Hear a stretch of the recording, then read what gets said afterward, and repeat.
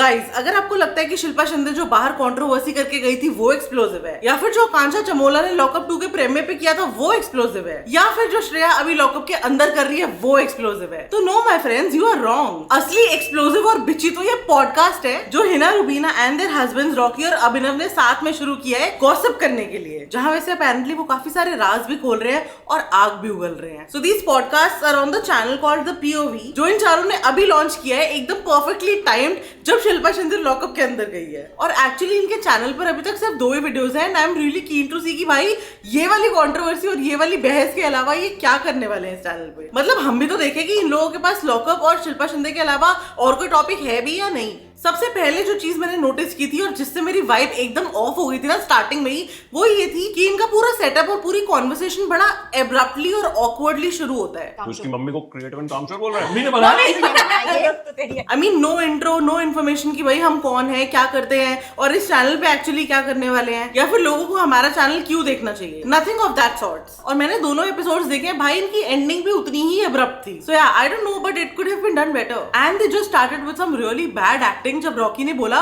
कि हिना ने आजकल मेरा बहुत सर खा रखा है because everyday she is watching some new reality show. इसने घर कर दिया भाई रियलिटी शो देख देख के। और रुबीना ने तो भाई बहुत ही वियर्डली बोला है, is it even worth watching?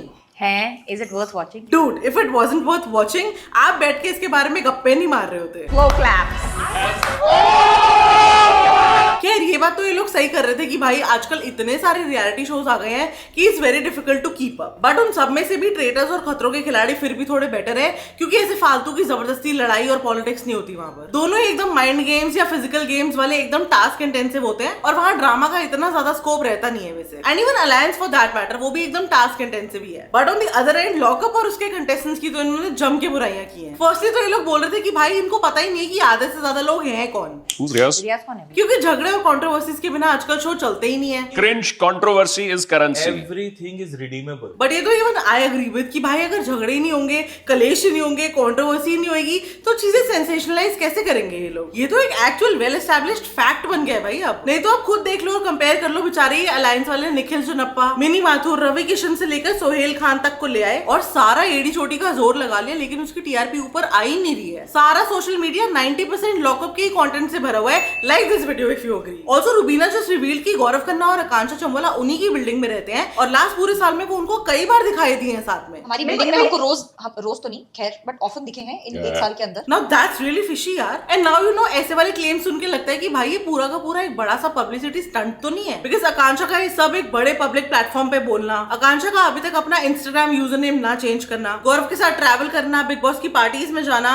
And उनके साथ व्लॉग्स में दिखना, ये कहीं से भी इंडिकेट नहीं कर रहा कि वो लोग सेपरेट हो रहे हैं। एंड उससे भी बड़ा रीजन, अगर आपके रिलेशनशिप में ऑलरेडी इश्यूज चल रहे हैं तो आप एक दूसरे कपल को क्यों टॉन्ट मारोगे कि भाई इनकी तरह हमें अपनी धज्जियां थोड़ा ना उड़वानी है। Now that's not nice. और इसी रीजन की वजह से Rubina and Abhinav are already salty towards them. बहुत अच्छी बात है। Well received. I am having the final laugh. और ये बात तो मेरे को भी लगता है इन चारों ने एकदम सही डिकोड की है कि भाई हो सकता है शायद इनको साथ में कोलैबोरेशंस आ रहे हो या फिर नए नए प्रोजेक्ट्स मिल रहे हो, तभी ऐसा पूरा फसाड क्रिएट कर रहे हैं ये लोग, जिससे मैं एक्चुअली खुद भी अग्री कर रही हूँ टू एन एक्सटेंट। पहले मुझे भी ये सब कुछ बहुत सीरियस लग रहा था और मुझे भी बिलीव नहीं हो रहा था, बट सडनली आकांक्षा को एक इतनी बड़ी अपॉर्चुनिटी मिल गई that she came into a reality show with this secret. इससे पहले हम सब आकांक्षा चमोला को सिर्फ गौरव खन्ना की वाइफ की तरह ही जानते थे और अब सडनली उसका मेन स्ट्रीम आ जाना एक्चुअली प्रूव्स कि अगर ये स्ट्रेटजी है तो it is wonderfully working. But देखो ये ठीक नहीं है कि इस सब में आप अपनी जनता का पागल जरूर बना रहे हो, क्योंकि अगर ये सिर्फ एक नाटक है एंड एंड में आप दोनों वापस एक होने वाले हो तो भाई जो लोग आप में ऐसे इमोशनली इन्वेस्टेड होके बैठे हैं ना उनका पागल बन रहा है। To be honest I have a very strong feeling कि ये लोग रेकंसाइल करने वाले हैं 100%। अभिनव एक्चुअली मुझे काफी जगहों पर उसका स्टैंड ठीक लगता है। He was actually speaking sense and I actually really liked it when he said कि भाई please take this as entertainment only. अगर आपको रोज की अपनी मोनोटोनस लाइफ में थोड़ा सा एंटरटेनमेंट चाहिए, बस उसी नजरिए से देखा करो ऐसे शोज को। You don't have to become like them and with this I absolutely agree. Like for an example, मेरे लास्ट चुगली सेशन वीडियो पर just because I was not supporting Shreya, लोगों ने पता नहीं कहां से अज्यूम कर लिया कि मैं आकांक्षा को सपोर्ट कर रही हूँ। वो पूरे पानी फेंकने, हाथापाई करने और करियर वीडियो खत्म कर दूंगी बोलने पे। पीपल वाज सो ट्रिगर्ड कि भाई लिटरली मुझे कमेंट पिन करना पड़ा बाद में कि भाइयों मैंने देखा ही नहीं है अभी वो लास्ट के 2-3 episodes, because that video was shot way before. Record करने के बाद हम बिजी हो गए, हमारा एडिट लेट हो गया, एंड जब हम had a podcast to do with Pinkvilla. By the way अगर आपने नहीं देखा है अभी तक वो पॉडकास्ट तो प्लीज जाके देख लो, link is in the description. But circling back to the topic, भाई वो एडिट डिले हो गया और मैंने 3 दिन बाद पोस्ट किया वो वीडियो, और मैं कमेंट सेक्शन में देख रही हूँ पीपल आर गोइंग क्रेजी। एक कमेंट पे 20-20 रिप्लाईज आ रहे हैं लोगों के, फैंडम्स लड़ रही है दोनों की आपस में, मतलब फुल ऑन आर्गुमेंट्स, लड़ाइयां हो रही है भाई मेरे कमेंट सेक्शन में। एंड आई वाज लाइक भाई it's just a show, please consider it a show only. Ration पानी लेके चढ़ मत जाया करो दूसरे लोगों के ऊपर यार, क्योंकि अपेरेंटली इससे सिर्फ आपका ही टाइम वेस्ट होने वाला है और बीपी पे आपका ही हाई होगा। बिकॉज मैंने भाई ये बहुत पहले सीख लिया था, आप जितना इंपॉर्टेंट इन शोज को और इनके कंटेस्टेंट्स को बना लेते हो ना अपनी लाइफ में, उन कंटेस्टेंट्स को कोई फर्क भी नहीं पड़ता है इस बात से, ना कोई आपका घर चलाएगा ना आपका करियर बनाने वाला है। So it's a request, please take it lightly. और ये सब मैं इसलिए बोल रही हूँ because I actually genuinely care for you all, also for the record and just to clarify for once and for all, भाई हम नहीं है पेड पीआर आकांक्षा चौधरी के, हमको नहीं है भाई वो पसंद। एंड जब तक मैं सच बता रही हूँ, मेरे को कोई 2-4 करोड़ रुपए नहीं देगा ना, मैं नहीं किसी की पेड पीआर बनने वाली। And let's face it, 2-4 crore कोई नहीं देता है किसी को, जस्ट किडिंग भाई, मैं सिर्फ अपना ओपिनियन बोलती हूँ and there is no power in this universe that can stop me from doing that. And just to clarify again, वो पूरी सिचुएशन में मुझे आकांक्षा बिल्कुल भी अच्छी नहीं लगी, वो बहुत ही नार्सिसिस्टिक और बहुत ही बदतमीज लग रही थी, काफी इनह्यूमन चीजें कर रही थी और बोल रही थी, which I absolutely did not like. But क्योंकि आकांक्षा गलत है इसलिए श्रेया सही है, ये बात भी नहीं है, उस सिचुएशन में श्रेया की गलती नहीं थी। बट वैसे शुरू से श्रेया काफी सारी उल्टी सीधी चीजें करती हुई आ रही है और लोगों को उल्टा सीधा बोलती हुई आ रही है। Apparently no one is a saint. बाकी अब अगले वीडियो में कंटिन्यू करेंगे लॉकअप की बातें। एंड फिर समहाउ इन चारों का डिस्कशन पहुंच गया about how Shilpa Shinde and Hina Khan rivalry actually started in big boss 11। और ऑब्वियसली अब शिल्पा शिंदे की बात आई ही है, शिल्पा शिंदे के लॉकअप में जाने की बात आई ही है, तो ऐसा तो हो नहीं सकता कि उसके वो झूठे सेक्सुअल हैरेसमेंट केस के बारे में बात ना करें, because that was absolutely wrong. और आप कैसे उस चीज को जस्टिफाई भी कर रहे हो, ये तो मेरी समझ से बाहर ही है भाई। एंड हिना एक्चुअली क्लैरिफाइड कि it was not about Shilpa, It was not about Shilpa.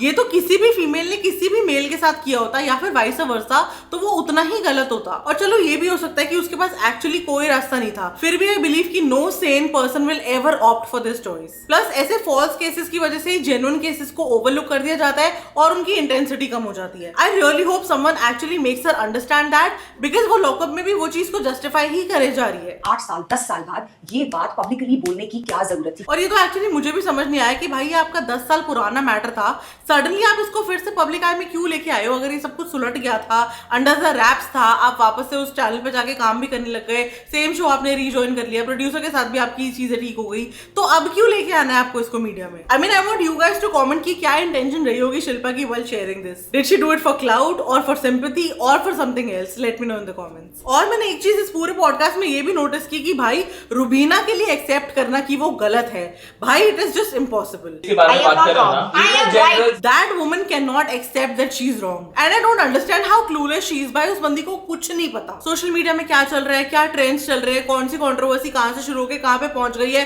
उसको कुछ नहीं पता। All I want to say to Rubina is कि मैडम अगर आप एक पॉडकास्ट होस्ट कर रहे हो या फिर किसी चीज पर ओपिनियन दे रहे हो तो थोड़ा सा रिसर्च करके बैठ जाओ। हर चीज पे हाँ है क्या हुआ मेरे को नहीं पता, अच्छा ओ करने की जरूरत नहीं है ना। And on the contrary Hina knows everything. भाई उस बंदी के पास फुल ऑन गॉसिप है और मेरे को लग रहा है ये मेजरली रॉकी की वजह से हुआ है, बिकॉज उसके पास भी हर चीज को लेके ओपिनियन है। एंड आई आल्सो नोटिस कि भाई उसका ना नार्सिसिज्म भी स्लिप हो जाता है here and there. I have no clue who she is. Which was actually very weird to see, क्योंकि पहले वो कंसील कर लेती थी अब वो कंसील भी नहीं करती है। But still on a lot of things I agree with her and with her husband also. और वैसे ओवरऑल देखे तो ये चारों ही कोई बहुत मीन और बहुत इविल लोग नहीं है। They can certainly have problems with people, but ऐसे किसी से लड़ाई झगड़ा करके ऐसे उल्टा सीधा बोल के पूरी कंट्रोवर्सी क्रिएट करने वाला तो इनमें से कोई भी नहीं है। और एंड में तो इनका कंक्लूडिंग टॉपिक वही था कि भाई हम कैसे बिग बॉस में जाके इतनी ऑनेस्टी से इतनी जेन्युइनिटी से अपना गेम खेल के आए थे, और आजकल देख लो जो लोग फसाद क्रिएट कर रहे हैं, जो नेगेटिव है, जो कंट्रोवर्सीज कर रहे हैं, वही चल रहे हैं। जो जितनी ज्यादा लड़ाइयां करेगा, जितनी ज्यादा कंट्रोवर्सी करेगा, वो उतना सक्सेसफुल होएगा। और ये सच बात है भाई, मानो या ना मानो, it is a fact. Because apparently सीधे लोग, सच्चे लोग, अच्छे कैरेक्टर वाले लोग